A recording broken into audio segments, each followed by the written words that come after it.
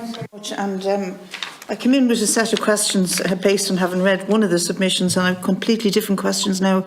I just found it very interesting. But I suppose my overall question, it's all kind of connected, but we do seem to be in trouble in terms of our land use, and we need to do something urgently. And I absolutely appreciate the optimism, particularly from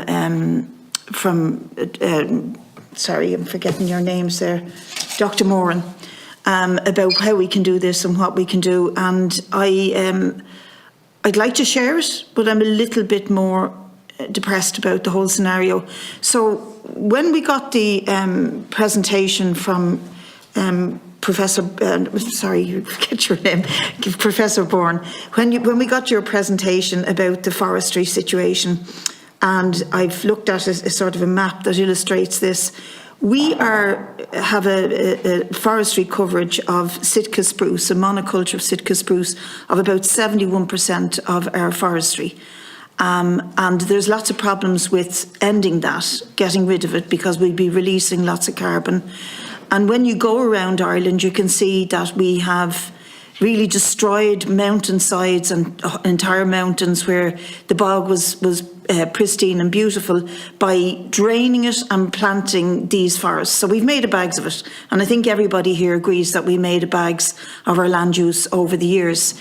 It's how we reverse it is what really puzzles me, because if it's going to do that much damage, how do we actually undo that damage and move to a situation where we have broadleaves and native trees covering most of our land for afforestation? Because I realised at a very young age this is really horrible environment, because if you like walking the hills and you go through these woods, you see how dark and void of wildlife they are. They put acid into the water. You don't get the frogs living there anymore. The birds don't hang about, neither do the insects. Flowers don't grow. It's really a horrible environment for biodiversity. So there's a double problem of biodiversity, dealing with the carbon emissions, and doing something about our land use. And I would like to share the optimism, but I'm not sure how we get to there. Because I know for a fact from hill walking even this summer that there are currently farmers who are draining bogs and getting them ready to plant more Sitka spruce. Now, it's probably private land, not public land. Obviously, it's private land. But how do we deal with that? Do we need to pass laws? Do we need to... How do we stop that happening? Because there's obviously more incentive for them to do that than there is to do anything else. But I totally get the whole radical transformation that's required. I mean, I know loads of young people who are really enthusiastic about things like growing mushrooms and hemp as an alternative, hemp that can be a building material and an insulation material and all the rest of it. And I'm just not sure that we have the answers here. And I know that it has been said that we've top class bodies like Teagasc, but do they have the teeth and the willingness to say, look, we have to stop this and move rapidly to changing the way we use our land? Because if it's not done rapidly, then this is quite an academic conversation as far as I understand the science that's been brought in front of us here. So it's a kind of a very broad question, but it's really about how do we force this agenda for good reasons. And obviously we have to incentivise farmers, but the farming lobby, the industrial farming lobby in this country is so strong, they won't hear any talk of reduction of the herd, or they won't hear any talk of reduction of nitrates. And that is precisely what we need to do in really wet places. But I find it very worrying that as we speak, bogs are being drained and getting ready for more Sitka spruce when we have this absolute disaster of management of land. Okay, thank you. Professor Byrne, do you want to go first? Deputy Smith, thank you. I'll try and address some of those points. I'm neither a lawyer nor an employee of another state institution, so I'm not in a place to comment upon them. You know, I just put my own personal experience on the table. I come from a community in County Kildare where when I was a child everybody worked in Bord na Móna. My father did, and it put food on the table. And at that time that was perceived to be the right thing to do for that very reason. And you know, much as we might look back now upon past land uses and consider the decisions in our current context to be wrong, and perhaps they are. I think it's important to understand why those changes took place, and that we shouldn't continue to make such changes. I don't think any pristine bogs are currently being drained to plant trees. I'd be very surprised if that was happening. But we do need to find a way forward, and I agree. There's every reason to be pessimistic. I can find those reasons all the time, I have to be very honest. But there are other reasons to be pessimistic about the world too. So I agree with James. We have to be optimistic. We have to believe that we can do it, because the alternative is just too much to think about. We do need to change the way society is moving. I agree. And I would go back to the point James made about trying to chart a way forward for our landscape, which looks at what's the balance between all these things we wish to do. We have to grow food, whatever that food may be. We need to sequester carbon, I would say. We need to protect the water. We have to try and find a balanced way forward in doing all of those things. And that is, yeah, it's challenging, it's difficult, but we need to get on with it. We need to do it now. And there is a huge groundwill of people out there. James has mentioned it in some of the examples he's given. Forgive me for speaking on your behalf so much, James, that testifies to that. And that has to be harnessed, that goodwill. Empower people to do it. And also, you know, allow people to make mistakes. Land use is very, very diverse, mixed, complex, with a whole host of different interacting factors. And of course, you know, we can try and decide the best way forward, but we will make mistakes. But we should not punish others for making those mistakes and trying to find that way forward, you know, in terms of land use or rewarding people or whatever the case may be.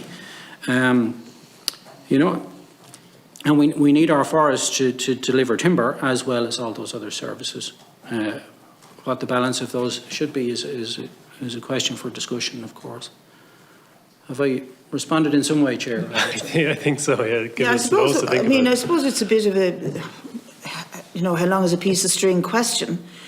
But it is quite worrying that we either need legislation or we need to really incentivise farmers and those who live on the land in a proper way. And it doesn't seem to me that either is being done, that we're hanging somewhere in the middle. Or maybe we need a bit of both. Okay, I might bring in Dr. Moran, because like in his statement he did say that there was a lot of good that is being done, and it was a case of scaling and ramping that up. Dr. Moran, is that correct? Yeah, and to be honest, I know I'm trying to be optimistic now, like, you know what I mean, but when you look at this situation from a national level, you can be overwhelmed by the complexity. I'm seriously bloody annoyed at the carry on at national level when we try to scale up any of these local initiatives. You know, we often don't have the institutional capacity to actually do this at the moment, so it needs institutional reform to make local action possible. But getting away from this is what, as a scientist and as a trained scientist, we're always trained to actually break down complex problems into manageable units.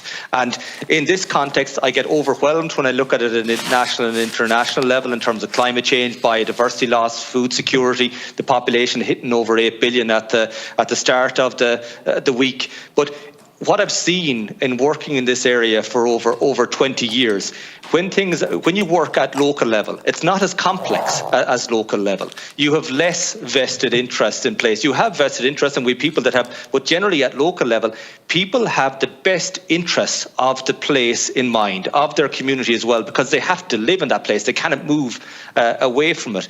So if we can do this on a community by community, catchment by catchment basis within, and what the state has to do though is create this integrated land use framework, set targets for what we need, then recognise the capacity of each individual bit of land and put the right incentives in place. But also, it's not just a question of incentives. We need good laws. We need good regulation that puts a backstop in place that we can build on, that doesn't prevent any more environmental, societal or deterioration. And the economic situation has to be bent to the will of serving society and work within the capacity of the environment, not the other way around, which is set up at the moment. So we need this fundamental change. But my plea to ye here today is as the legislators, as the leaders in the country across political parties, as the representatives of our local communities. You have to create the enabling environment that leads to local action that collectively solves the issues. And that means better regulation, better sorting out our state agencies, sorting out our EIA regulations, getting down to the nitty-gritty of this, promoting peatland restoration, promoting better land use in general, sorting out our forestry strategy, not having a situation where we're going to continue and lock in a lot of monoculture forestry over the next number of years, despite the greenwashing and things we say at national level that we're going to have a whole new forestry strategy at the moment. An awful lot of the stuff we're doing at the moment talks the big game, has targets for the big targets. But when you look at the actions, it's tweaking and fiddling around the edges, and not actually going headlong into actually achieving the goals. And I think an awful lot of people, when these goals are set, fundamentally they think in the administrative systems, well, they're not achievable anyway, so we'll just continue on with what we know. So this is a call for leadership, a call for a strategic approach, a call to enable action at local community level. And I think this is what we can get bogged down in the complexity of the situation. We can be defeatist about this, or we can actually struggle on and actually make things happen. I don't care what political party you're in, what social side of, whether you're left, right, centre, it makes no difference. Fundamentally, we're all in this together. And if the environment deteriorates, society is gone, and who gives a damn about the economy when there's no one around to need it? Sorry. Thank you. All right. And Professor Houston? Yeah, I want to support what James Moran is saying by the example of Indonesia. Indonesia has, after 2050, simply prescribed all concession holders that they had to raise the water level in all concessions to minimally 40 centimeters below the surface. Of course, they were taken to court, but all the big companies have lost their court cases because the judge correctly says it is the task of the state to protect its civilians and secure the future.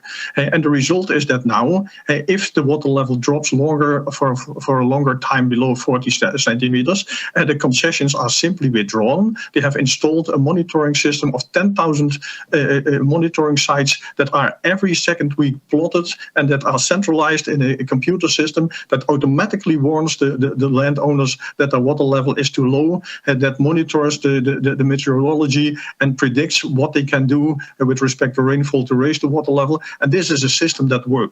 And they have calculated that in this way they have reduced the emissions with 270 megatons per year. This is possible simply by prescription. And such ways we also have to find. Stupid things have to be forbidden.